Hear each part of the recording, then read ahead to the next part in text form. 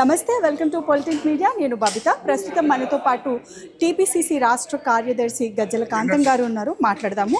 Sir నమస్తే. అయితే బండి భగీరథ్ కేసు రోజుకో కొత్త మలుపు తిరుగుతోంది. అయితే దీంట్లో కూడా ప్రధానంగా మాట్లాడుతున్న మాట ఏంటంటే సీఎం రేవంత్ రెడ్డి గారే బండి భగీరథ్ని కాపాడుతున్నారు అంటూ కూడా వస్తున్న వార్తలు చాలా ప్రొక్యులేట్ అవుతున్నాయి. దీని గురించి ఏం చెప్తారు? అవగాహన లేకుండా మాట్లాడకూడదు. ఎవరైనా అవగాహన ఉండి మాట్లాడాలి.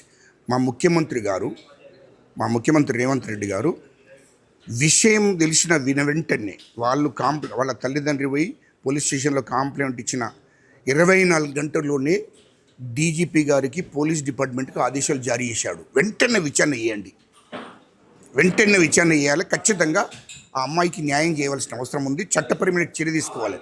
అది కేంద్ర మంత్రి, కేంద్ర హోంశాఖ మంత్రి, లేకుంటే ముఖ్యమంత్రి, ఎవరన్నా కానీ, ఎవరి కుమారుడు అన్నా కానీ ఖచ్చితంగా చట్టపరమైన చర్య తీసుకోవాల్సిందే అని చెప్పి వెంటనే చిట్టుని ఏర్పాటు చేశాడు. వెంటనే డీజీపీ గారికి ఆదేశాలు జారీ చేశాడు. వెంటనే విచారణకు ఆదేశాలు జారీ చేసి వెంటనే న్యాయం చేయాలనే ఆలోచనతోనే కదా ఇదంతా. అయితే ఇంకొక మాట కూడా రేవంత్ రెడ్డి గారు అన్నది ఏంటంటే సెలబ్రిటీ అయితే ఇంకా తొందరగా ఫాస్ట్గా మనము చర్యలు తీసుకోవాలి అని అంటున్నారు. కాకపోతే బయట జనాల్లో ఒక అపోహ, అంటే అది కేటీఆర్ తెలంగాణ వాళ్ళు క్రియేట్ చేస్తున్నారా, టీఆర్ఎస్ పార్టీ క్రియేట్ చేస్తుందా, లేకపోతే కేటీఆర్ గారు క్రియేట్ చేస్తున్నారా అనేది సోషల్ మీడియాలో పెద్దగా సర్క్యులేట్ అవుతుంది. సోషల్ మీడియా ఇయర్లో మొత్తం బయట ప్రచారం జరిగేదంతా కేటీఆర్కు సంబంధించిన సోషల్ మీడియా. ఆ 10 సోషల్ మీడియాలు ఏవైతే ఉన్నాయో రాష్ట్ర వ్యాప్తంగా ఒక దుర్మార్గమైన ఆలోచనతో, ఎందుకంటే కేటీఆర్ అనేటోడు, కేసీఆర్ వాళ్ళ కుటుంబం ఈ రాష్ట్రాన్ని 3 లక్షల కోట్లు దోసుకున్నది. ఆ డబ్బుతోని ఇతర దేశాల పెట్టుబడులు పెట్టి ఇక్కడ విచ్చలవిడిగా ఖర్చు పెడుతున్నారు. సోషల్ మీడియాకు నెలకు 10 కోట్లు ఖర్చు పెట్టి ఇది కాంగ్రెస్ ప్రభుత్వం మీద, మా ముఖ్యమంత్రి గారి మీదనే తప్పుడు ప్రచారం చేసుకోవడం కోసమే ఆ సోషల్ మీడియాని పెట్టారు. ఆ సోషల్ మీడియాలో వచ్చేటివి కూడా అన్ని అబద్ధాలు.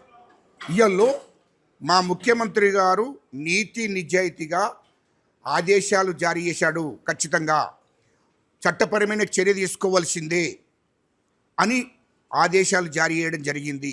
ఎవరినైనా, ఎంత పెద్దోళ్ళనైనా వదిలే ప్రసక్తే లేదు అని మా ముఖ్యమంత్రి గారు చెప్పడం జరిగింది.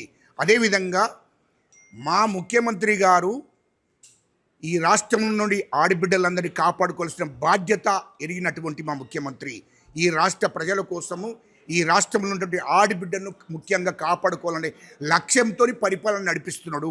మా ముఖ్యమంత్రి గారు ఎవరిని కూడా క్షమించడు. ఖచ్చితంగా ఈ రాష్ట్రంలో ఆడబిడ్డను కాపాడుకునే లక్ష్యంతో మా ముఖ్యమంత్రి గారు ముందుకు పోతున్నాడు. రెండవది, కేటీఆర్ అనేటోడు అని మాట్లాడే అర్హత లేదు. ఎందుకంటే ఆ సోషల్ మీడియాలో తప్పుడు ప్రచారాలు చేపిస్తున్నాడు, అబద్ధాలు మాట్లాడుతున్నారు. మా ముఖ్యమంత్రి గారు దాని మీద పూర్తి స్థాయిలో విచారణ చేపించిన తర్వాత ఖచ్చితంగా వాళ్ళ మీద చట్టపరమైన చర్య తీసుకోవడానికి సిద్ధంగా ఉన్నాడు. అట్లంటే వీళ్ళు 10 సంవత్సరాలు ఈ రాష్ట్రాన్ని పరిపాలించినప్పుడు ఆడపిల్లలు, చిన్న మైనర్ బాలికల మీద అత్యాచారం వాళ్ళ పార్టీకి సంబంధించిన చేసినా కూడా, బీఆర్ఎస్ పార్టీకి సంబంధించిన అత్యాచారం చేసినా కూడా వాళ్ళ మీద కేసులు పెట్టలేదు. రెండవది, ఈయలో ఉదాహరణ ఖమ్మం వెంకటేశ్వరరావు అనేటైనా బీఆర్ఎస్ ఎమ్మెల్యే, వాళ్ళ కుమారుడు ఒక కుటుంబాన్ని వేధించాడు. రామకృష్ణ అనే కుటుంబాన్ని వేధించి వాళ్ళ భార్యను, అంటే వాళ్ళ భార్యను తీసుకొని రావాలని చెప్పి వాళ్ళ కుటుంబం మీద, వాళ్ళ ఆడపిల్లల మీద అరెస్ట్మెంట్ చేస్తే రామకృష్ణ అనే కుటుంబం ఖమ్మంలో కుటుంబంగా చనిపోయిండ్రు 4. మరి దాని మీద కేటీఆర్, ఆ రోజు కేసీఆర్ ముఖ్యమంత్రి, కేటీఆర్ మంత్రి, ఎందుకు దాని మీద ఆదేశాలు జారీ చేయలేదు అన్నాడు. పోలీస్ డిపార్ట్మెంట్కు ఆదేశాలు ఎందుకు జారీ చేయలేదు? ఎందుకు ఇమీడియట్లీ చట్టపరమైన చర్య తీసుకోలేదు? ఎందుకు వాళ్ళని అరెస్ట్ చేయలేదు? రెండవది, వరంగల్లో ఒక మైనర్ బాలిక చనిపోయింది అత్యాచారం చేస్తే, బీఆర్ఎస్ క్యాండిడేట్ చేస్తే దాని మీద కూడా విచారణ చేయలేదు. రెండవది, రాష్ట్ర హోంమంత్రి మహమ్మద్ అలీ వాళ్ళ సొంత మనుమడు పబ్బులో మైనర్ అమ్మాయిని తీసుకెళ్ళి అక్కడ అత్యాచారం చేసిండు. ఆమెను ఇష్టం వచ్చినట్టు అరెస్ట్మెంట్ చేసాడు. ఆమె మీద అప్పుడు ఎందుకు పోలీస్ డిపార్ట్మెంట్కి ఆదేశాలు జారీ చేయలేదు? ఎందుకు అరెస్ట్ చేయించలేదు? ఎందుకు చట్టపరమైన చర్య తీసుకోలేదు? వాళ్ళ రాష్ట్ర హోంమంత్రి, బీఆర్ఎస్ పార్టీ రాష్ట్ర హోంమంత్రి మహమ్మద్ అలీ మనవడు కేసు కూడా పెట్టలేదు. ఆయన మీద చట్టపరమైన చర్య తీసుకోలేదు. అలాంటి ఆలోచనలు మా ముఖ్యమంత్రి గారు లేరు. మా ముఖ్యమంత్రి గారు ఈ రాష్ట్ర ప్రజల కోసం, ఈ రాష్ట్రంలో ఉన్న ఆడబిడ్డల కోసము, ఈ రాష్ట్రంలో ఉన్నటువంటి అన్ని వర్గాల కోసం, అన్ని వర్గాల ప్రజలను అందరికీ న్యాయం, సామాజిక న్యాయం జరగాలని లక్ష్యం కొద్దీ ముందుకు పోతున్నాడు. మా ముఖ్యమంత్రిని మాట్లాడే అర్హత కేటీఆర్ అంటోనికి లేదు. ఎందుకంటే కేటీఆర్ చేసే దుర్మార్గ పనులు కూడా చాలా ఉన్నాయి.